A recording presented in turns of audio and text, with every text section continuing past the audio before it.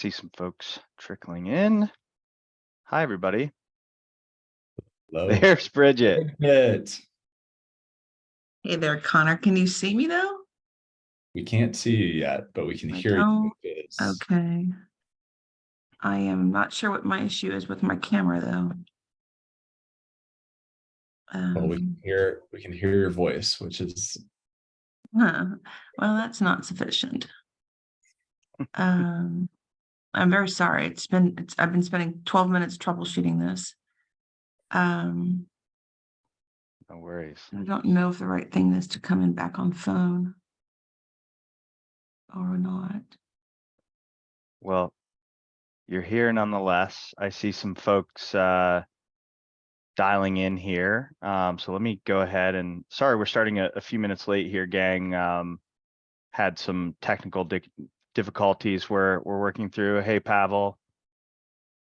I'm going to go ahead and we have kind of a jam-packed agenda for today. So definitely want to make sure that we leave some time at the end for questions if possible, but just welcome everybody. So excited to have you guys joining us. This is a discussion that I've been really looking forward to for quite some time now. So just a quick background intro. My name is Chris Miller, co-founder and CRO, almost said CEO, of Flaunt. And super pleased to introduce what is truly an all-star panel today. Lisa, Bridget, and Connor. I see you now, Bridget, or I saw you for a split second. They will all kind of walk through their bios and backgrounds here in a second. I have kind of a series of questions that I'm gonna ask each of them, but invite you all as we go throughout the discussion to drop comments, questions, etc. In the chat. Anything that we don't get to today, we're going to use on our LinkedIn as some follow-up content. So make sure you give us a follow on LinkedIn if you haven't already. And then we're also going to make the recording of today's session available to anyone who holds one of the Flaunt demo passes, which you can go and find on our website. At the end of the conversation today, I'm going to pull up a QR code if I don't forget, that will allow you to go claim one of those for free. And then within a couple of days, we'll have that recording posted there. And, you know, if you want to go back and view it yourself, share it with your team, your boss, your spouse, whoever. But yeah, we are super excited to have everybody here today for this discussion. And I'm going to shut up now. I would love to pass it over to my esteemed panel. Lisa, maybe starting with you, could you please just introduce yourself and talk a little bit about your journey in the loyalty space? Yeah. Hi, everyone. I am Lisa Erickson. I apologize for the cabin Minnesota hair. Haven't had it cut in a while. There's nobody up here in northern Minnesota to do it, but I am Lisa Erickson. I recently retired from a long career in retail. It's only been about 2.5 months. I had worked for Target Corporation, Best Buy, and my last stint was with Sleep Number. And over all those years, I was a kind of a jack of all trades, doing many different roles. And my last role was running CRM and loyalty for Sleep Number. And it's a role that really gave me a lot of energy that I really enjoyed a lot. And while I was there, I built the Inner Circle Rewards program, which, you know, we talk loyalty, but it's an engagement platform because people do not buy mattresses every day. It's a long purchase cycle and needed to find a way to keep customers engaged and to really build an army of advocates. So that is me. Amazing. Bridget, you want to go next? Hey, thanks, Chris. Great to see you, Connor, and lovely to meet you, Lisa. Yes, And well. yeah, I think it's so ideal to talk a bit about the future or past and think about how it's going to impose and influence the future. Hi, Bridget Blaise-Shamai. I recently wrapped up a 25-year career at American Airlines and really had the privilege of having a whole host of different opportunities while there. But the one that I just loved endlessly was being involved with the award-winning Advantage program, the largest travel program of its kind. And my last position there was actually leading the Advantage program. So I had complete end-to-end responsibility for it, from P&L to the frequent traveler to the frequent shopper, data insights, analytics, inbound, outbound customer service, and a whole host of partnerships. So really loved it. And I loved exactly what travel can do to motivate and inspire consumer behavior. Because at the end of the day, we're not talking about airline passengers. We're not even talking about customers. We are talking about humans who are out there consuming something at some point in time. And this group in particular was particularly motivated and influenced by travel currency, travel rewards, travel recognition. So really enjoy the whole arsenal of organic assets I got to work with to really drive some real meaningful value to everybody, to the company, to the customers, and to our shareholders. Incredible. Connor, you want to bring us home? I'll bring us home. Hi, everyone. I'm Connor. I'm Chris's co-founder and CEO of Flaunt. Prior to starting Flaunt with Chris, I spent a number of years at a company called Roblox. At the time when I joined Roblox, very few adults knew of Roblox, but now they've since gone public and have really scaled to become what's now the most engaging gaming platform on planet Earth. And so when I was there, I did a number of different things similar to, I also very much consider myself a jack of all trades, like the other two panelists, but I was leading product in our avatar marketplace. And it was there that I saw the intersection of players that were trying to build a digital identity that was bopping around to these different experiences and adding value to them in different contexts, creators that were actually building some of these different assets that they were distributing and selling on a marketplace, and brands trying to figure out how to interact with consumers in this new medium. And really is the insights and what we observed and what I was building at Roblox with the team there was what inspired Chris and I to get together to try to enhance and bring loyalty marketing into what we think is the future. So super, super excited to be joining the other panelists here that we've been getting to know for months and months and months now. And welcome to all of you.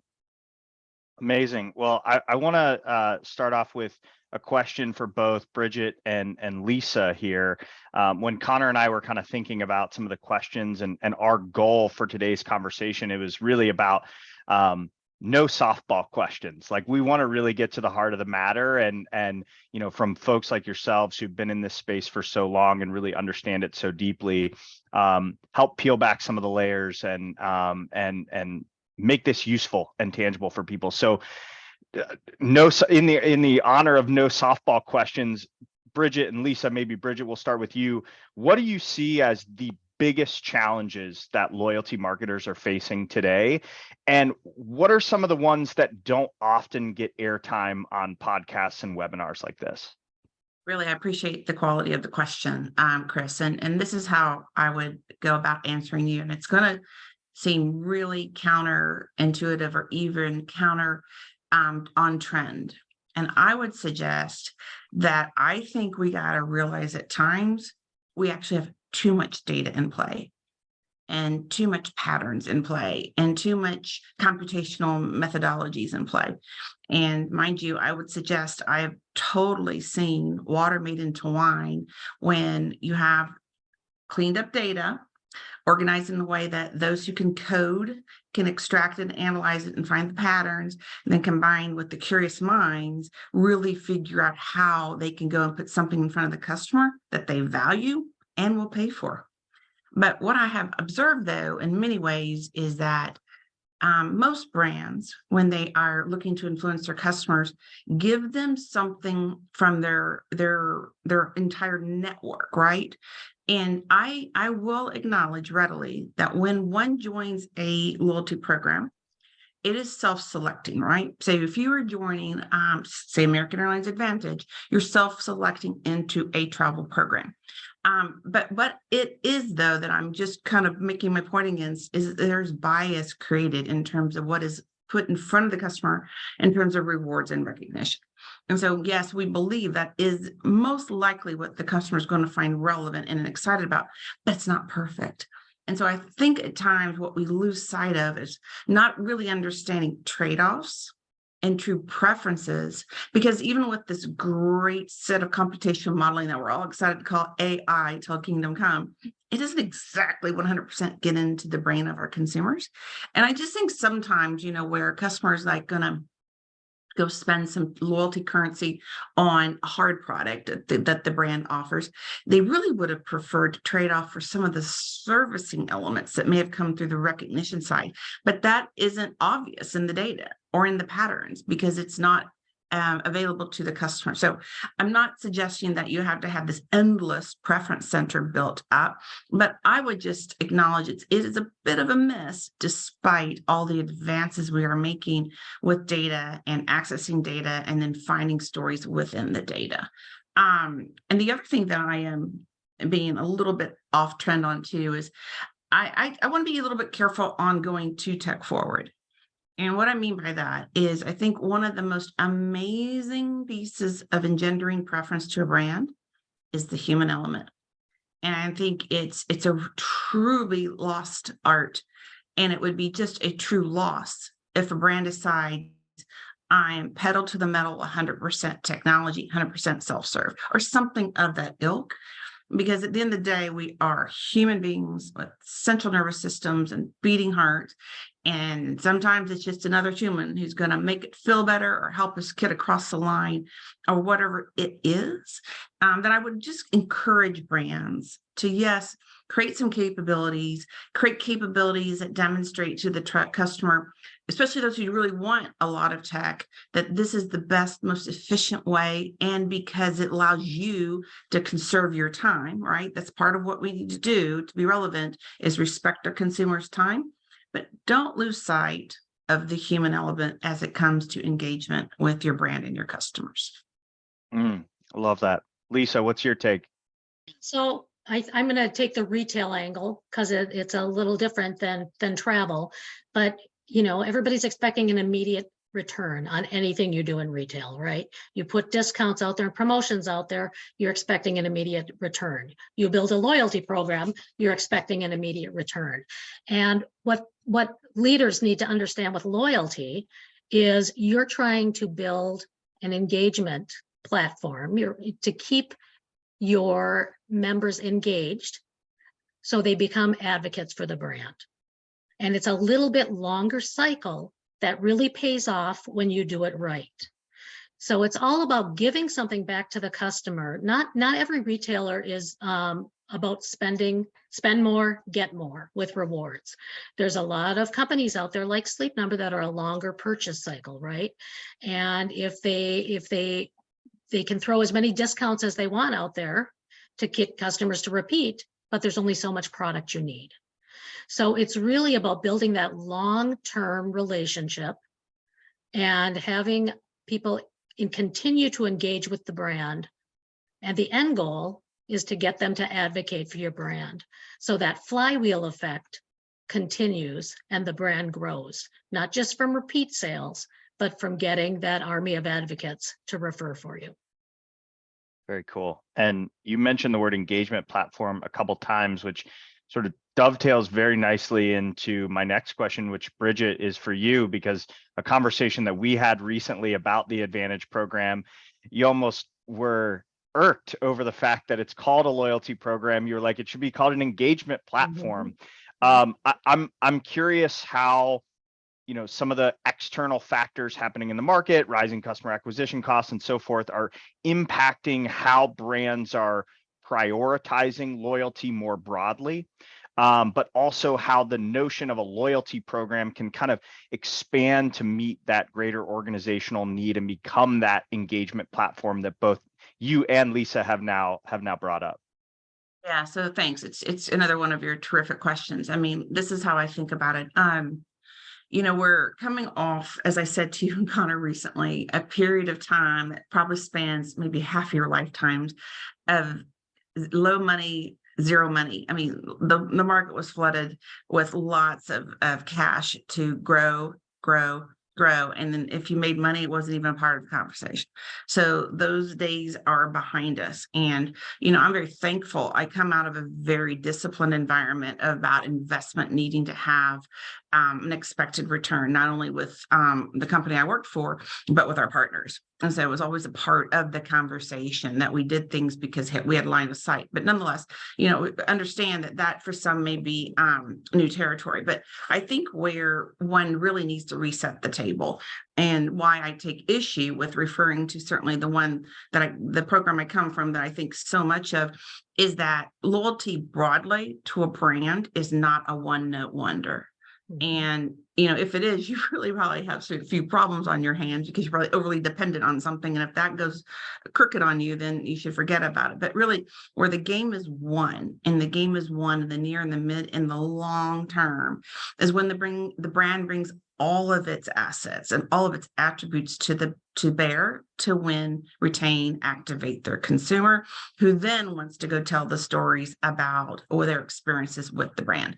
So, again, my background is, you got to think about how in concert a fantastic loyalty scheme can work alongside what is the core product. So what it is for me is a great network with a great schedule, with competitive pricing in the marketplace, with engaged employees out there interacting with customers all the time, and the experience when one is thinking about travel, one is in travel, and one is past the travel, is all a part of it, and it's knitted together very harmoniously. So I would contend that when you are bringing to bear all of that, it actually should be reducing what expense you will have to incur to go out and market to have a customer kind of join in with your family and have the experiences you believe they want to have along with your brand. And so that's what I think is really critical about kind of come off the pedal on the incentives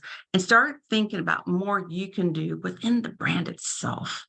The other thing I wanted to just share of a learning I had over a lot of great, robust A/B testing over the years is that we found in so many instances that you didn't even have to incentivize the call to action.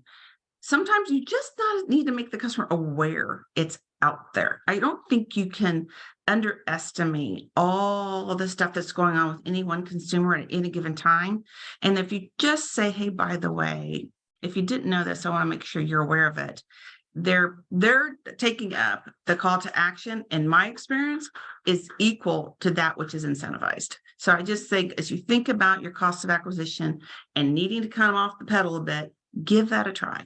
And then bring, of course, all elements of your brand to bear and winning over the hearts and minds and the pocketbook of your customer. If I may just ask a follow-up question on that comment that you were making at the beginning there around that network internally that all contributes to the broader loyalty proposition. What's the loyalty program lead's role in kind of helping shape that broader? Are loyalty leaders given that platform internally to be able to influence that? And if so, how are you seeing that done, or how are you able to accomplish that at American? Yeah, great follow on, because that was just a piece that I didn't quite get to in my comments, because what really is ideal is that indeed all of that is out there for the customers. All of us are charged with winning over the customers at any given company, right? But yes, some more in particular have that as a part of their 8 to 6 jobs. But really where you can make it work, and where I saw it work beautifully, is that it is all wrapped up within the Advantage program. It is the means by which most of your communications are done, right? It is where all that data is collected. It is where everything is calculated at the member level. And it's not just transactional data, right? It's operational data. Did the flight leave on time or not? Was a bag lost? Yes or no? It's also research data. It's all of these data elements that are collected and then at one point housed in disparate data sources, but then brought to bear in one. And that is then pushed out through the loyalty program. And that is a really important point I didn't make in my first set of comments about, bring everything to bear, but then there's one essentially enabler, and certainly in my experience with great success, has been the loyalty program. And you also have to realize there's a lot of your consumers who are going to have first order relationships with your loyalty brand than your core company brand. And you need to let them have that. You can't get all high and mighty on them that no, there isn't this loyalty program without the core company. And that is true, but let the consumer be where they are in their emotional relationship with you and just make the most of it for your brand. Yeah, well, that's certainly the case in travel and hospitality for sure. Lisa, you built an award-winning program at Sleep Number, and it was really centered, as you've said, around building an army of advocates. But I've also heard you say that emotional loyalty was one thing that you felt like you hadn't quite cracked. Now, this was from an interview a couple of years ago, so maybe by the end of your stint you had. But if you could go back in time, what would you change about your approach with emotional loyalty in mind? I wouldn't say I would change the approach. I think the approach we did was right on. Emotional loyalty is the next level that the program needed to get to. And they're just between IT resources, between outside resources, there wasn't the resources or the vision from anybody that could help evolve the program to that. I had a vision in my head of how it should be done, but I couldn't find anybody to help execute that vision. Also couldn't find any finances to help execute that vision. So where things need to go is more individualized to really build that emotional loyalty. The program right now is really great. It engages, but it engages on a one-way street, right? Everybody's seeing the same activities and things like that. It needs to go to the next level to really build that emotion. Some of the things that actually Connor and I were talking about will help with that, right? So Sleep Number, for example, partner with the NFL, right? If there's some things they could really do to engage that community, right? To build that emotion that they feel when they're watching NFL games and when they're sleeping on their Sleep Number bed, that's really where the program needs to go to. And it is a vision that we had to drive the program. There just wasn't anybody doing it well yet. So much like what we developed with the Inner Circle Rewards program, there was really nobody doing that when we launched the program 6 years ago, right? So the technology hasn't caught up necessarily to get to that emotional level. It's getting there. It's just not where it needs to be. So really, the program needs to integrate a lot more AI and segmentation and really make it a lot more individualized. Now, it can't be individualized for each person because that's going to be, very difficult to manage, but individualized based on what their interests are. Is it the NFL? Are they a health and wellness? Is that really their main motivation? Is it they're an athlete? What is that motivation to keep them emotionally engaged with the brand? And not just them, but like Bridget said, it's the entire company, right? You've got delivery drivers, you want to be engaged. You've got the store personnel, you want to be engaged. You've got the home office, you want to be engaged. And when they're engaged with something that is more personal to them, that's what really builds the emotion. Yeah, I love that. And, I think we often go to the like AI and personalization in order to achieve that more individual relationship. But I think the other thing that you said in there is it also comes down to the interactions with real people that helps build that relationship with the brand. Connor, finally making it to you, my friend. Of all your experiences and learnings at Roblox, you talked a little bit about some of the light bulb moments and how that influenced us launching Flaunt. I'm curious what had the most relevance for loyalty marketing, and what can a loyalty marketer learn from the modern game designs that are capturing the attention and time and money of so many Americans and folks all over the world on a daily basis on the Roblox platform? Yeah. So the single biggest takeaway that I had from Roblox, and actually a lot of people that came to Roblox from other major gaming companies really struggled to sort of grok and understand what I'm about to tell you. And it also is like so consistent with what both Bridget and Lisa have said, and that is engagement is everything. The CEO, David Baszucki of Roblox, made it very clear every all hands, every meeting, that we have a business model, we have a monetization model on the platform, but the single greatest indicator of long-term revenue and value for the company is increasing engagement. We don't want to optimize the improvements for how much near-term revenue we can get. We want to optimize improvements to the platform for how much we can engage our players and creators with the network that is the Roblox platform. So that like engagement over sort of near-term revenue was a big just sort of takeaway. And with conversations with the other panelists here, as well as with other loyalty marketers, as we're out there, building our solution and tailoring it to their needs, that's been something that I have seen over and over and over again about how lead marketers and loyalty leaders are looking to evolve their programs. In terms of specific like game designs, mechanics that are basically in every one of these games, every game that is just capturing the engagement, whether it's on Roblox or whether it's Fortnite or et cetera, all sort of have a certain number of mechanics that you really do not see in loyalty programs. Lots of games have currencies, which is like what the average person sort of knows when they think of loyalty programs. But what lots of loyalty programs don't have is this notion of collecting, building status, and flexing in a multiplayer environment. The ability to have sort of different, whether they're collectibles or whether they're sort of assets or whether they are, in gaming environments like avatar items that can add value to your gameplay, but also other people see you with those things. A lot of times these are called skins. So the ability to introduce collectible and more public facing status elements like that's just taps into another human behavior, and that's something that every game does. The other one is this social, like and having player to player interactions. Every Roblox game, I actually have played with my my daughter recently. I was like, why do you like this snowman game so much? She's like, I like watching other people running around. And so I think that like and Bridget was talking about the assets that brands have. Your customers, especially like think travel or even Sleep Number and thinking about like health and wellness, like your assets are your customers. There's in many cases like-minded people, whether they're NFL fans or whether they're athletes or whether they're just sleep and health enthusiasts.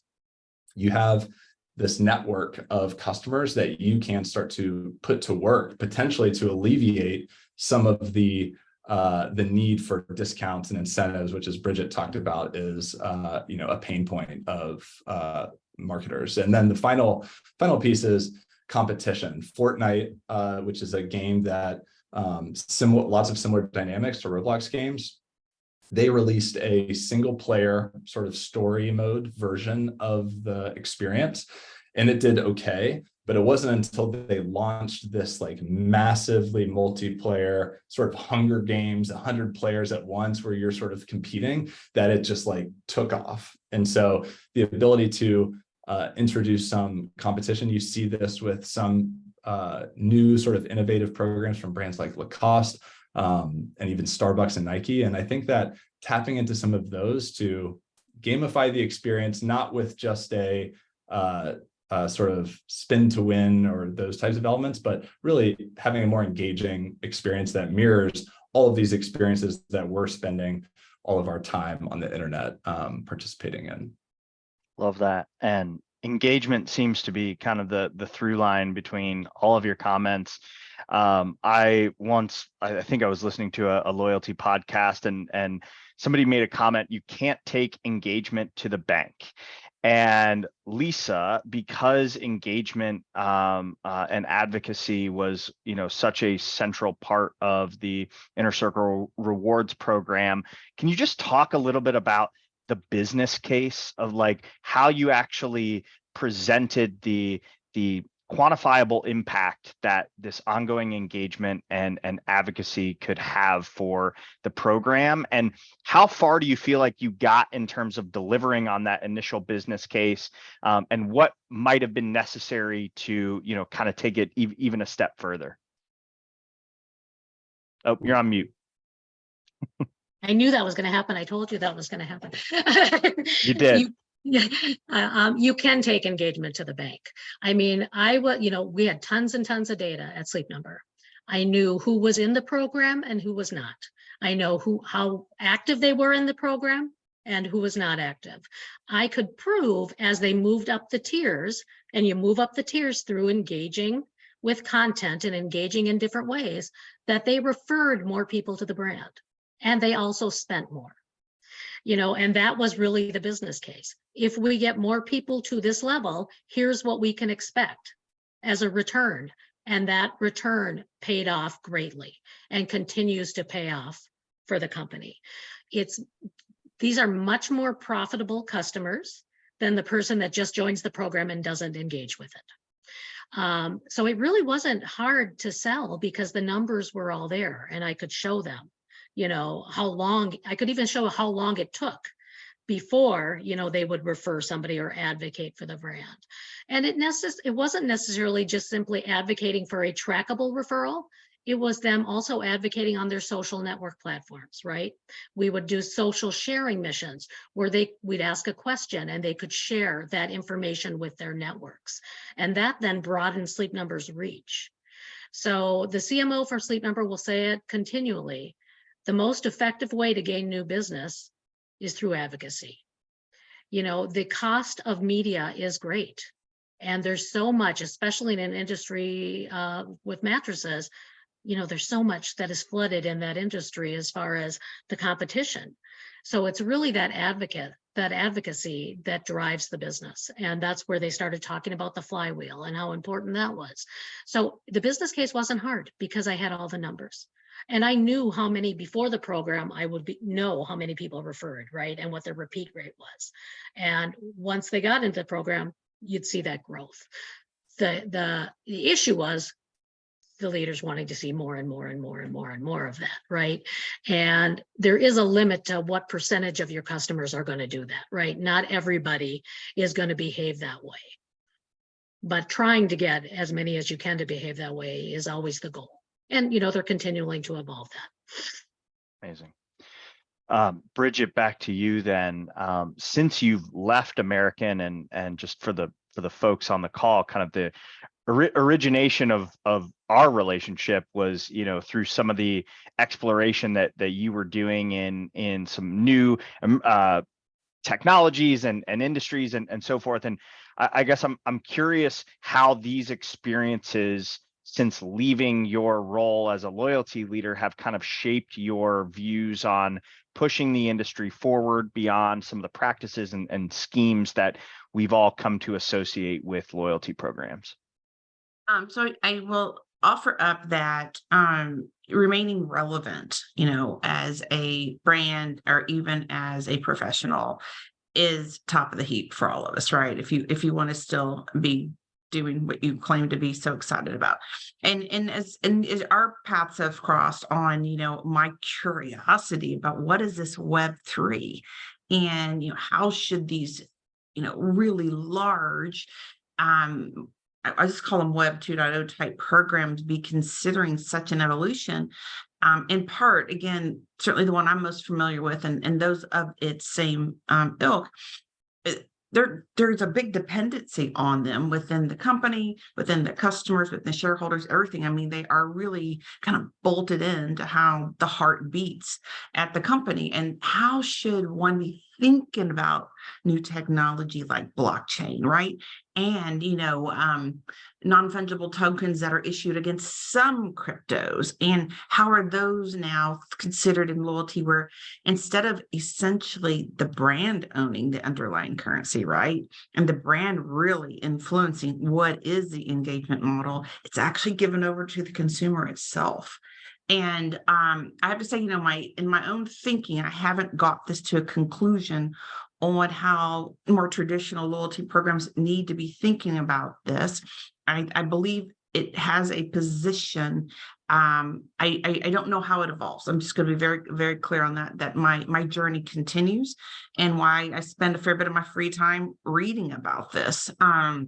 And I don't even know, I think for some brands, kind of moving right into something much more up to date and contemporary may make a world of sense. But I think at the end of the day, what one has to be on top of their game is the segment that you largely serve, and how is it relevant or not to that segment or segments. And if it is, then you need to get comfortable with evolving and changing and start doing it, because you never just would not want to find one day you became irrelevant and the engagement luster is gone. So that's how I'm thinking about it, with the journey still terrifically underway on my own part. Yeah, absolutely. And I share in that, and I'm sure Connor does as well. Connor, from your standpoint, how do you see loyalty marketing evolving? Where are we heading? What does the future of the industry look like? And how can loyalty marketers kind of get started down the path toward innovating their program designs with some of these new technologies, concepts, et cetera? Yep. I think that taking into account all of the comments that loyalty veterans like Bridget and Lisa have mentioned, and where they feel like things are going, and even just seeing what is driving engagement today, with customer acquisition costs just continuing to get more and more difficult to reach in a targeted way your desired customers at a cost efficient rate. It feels like the loyalty program, the brand program, is going to continue to play a greater role in the organization. And I personally believe that it's going to, the programs that evolve and are going to be successful are the ones that don't just make you feel like a member of a email marketing, program, but really make you feel a member of the brand. Experiences and modern digital native consumers today, everything's multiplayer. People are a part of digital communities at an increasing rate. And people aren't just consumers anymore. We're all creators. We're all publishing content to our profiles. We're all cultivating a sense of digital identity and the things that define us and that we're associated with, whether it's food, whether it's whatever. And I think that brands that really expand and try to add value to their consumers where they're spending time, and ultimately someday, just if you're one of those 6 loyalty programs that people are engaged with on average, like making you enabling your brands to be on their sleeve wherever they go. That's like conceptually where I think things are going. But more tactically, I think that more and more programs, I talked to a mentor of mine recently, and they said something that I've heard many times in many different contexts, which is, I just don't see how you're going to sort of make it as a brand in the future if you don't have some sort of community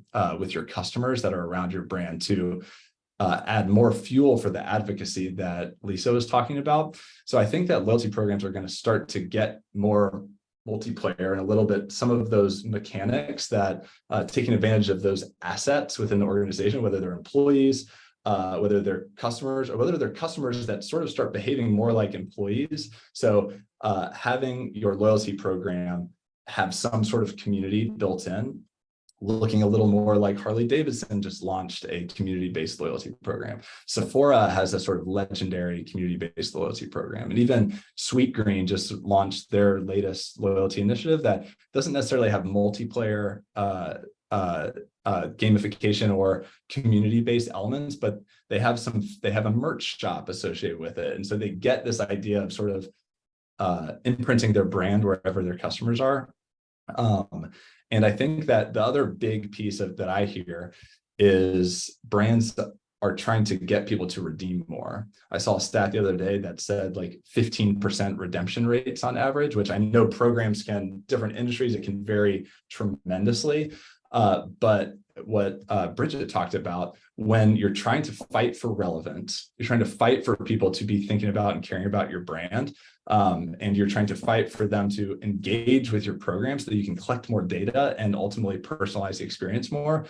The ability to give and make part of your loyalty, benefits and status tradable, so that you can increase redemption rates and make those benefits just a little bit more interesting, and maybe introduce some more organic advocacy incentives. I think that that's another way that people can consider weaving in some of the technologies that Bridget mentioned to enable tradability and customer ownership, not for the whole thing, not for the whole loyalty program, but for certain elements of it, so that you can increase engagement, you can increase member-to-member interactions, and you can increase redemption.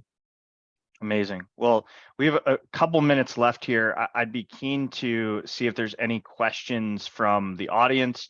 If you have any for any of the panelists, feel free to drop them in the chat now. And while we do that, I'm going to go ahead and just put up that QR code that I mentioned at the top. If you want to go and claim a Flaunt demo pass, like I said, you'll be able to access the recording of this within a few days. We're going to have it posted there. So yeah, feel free to drop any questions in the chat now. I'm hoping that it's enabled and not disabled. But if it is, and we don't get any questions, Bridget and Lisa, I would love to just hear your reactions to, what Connor shared. What are the, where's the steak and not the sizzle in that? Where is, where are loyalty leaders going to experience friction in kind of selling through new ideas internally, and how might they overcome some of those hurdles? So I think what's really important about what Connor has said is that there's just some endless truths about we humans. And I think no matter what tech is in play, what data, what modeling is behind it, whatever the brand may be offering, there is no getting out of relevance, no getting out of having a core product itself that can deliver, and that the sense of inclusion is timeless. Everybody wants to be a part of something, and they want to be part of something greater than themselves. And all these examples of community that in this ever more progressive loyalty world that we seem to be evolving to just lends itself more peer-to-peer. So I just think there's timeless human elements. They're going to be in vogue no matter what are the new capabilities that are coming into the market. And I just think we cannot lose sight of that. There is nothing so sizzly amazing if the foundation still isn't all perfectly ready to go, or at least well settled and ready to go. So there's just no workarounds against that. But I do think that change is never an easy sell.